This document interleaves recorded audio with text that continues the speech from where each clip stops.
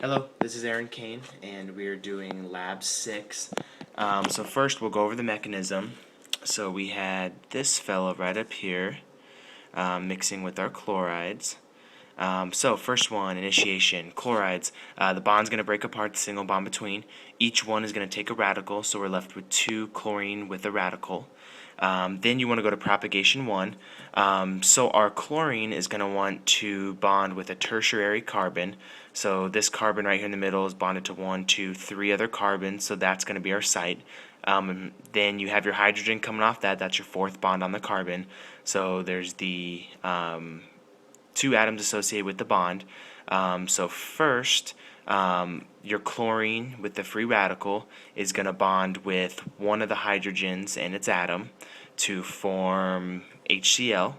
And then second, so this bond is now gone, or that atom, so now we have this radical sitting there. So then that's where you get the second part of your product, right here with your free radical.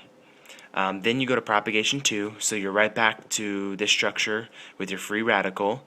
That's going to mix with one of the chlorines and one of its free radicals, or bond with it once it's broken. So that's when you get your chlorine bonded to your tertiary carbon, plus you have a chloride with a free radical as a product as well.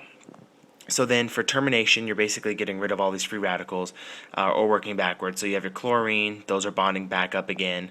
You have your chlorine with your structure here. Both have free radicals. Those are going to link up and form a bond. And then finally, we have these 2 structures.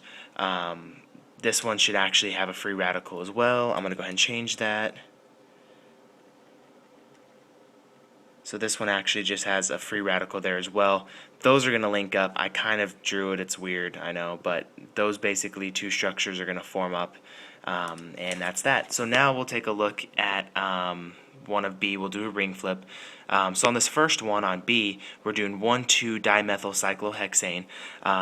So on here, we'll go ahead and do trans because that's going to end up being our most stable. You have a up axial, down axial, and then here, once you do your ring flip, so again it's 1, 2, so position 1, position 2.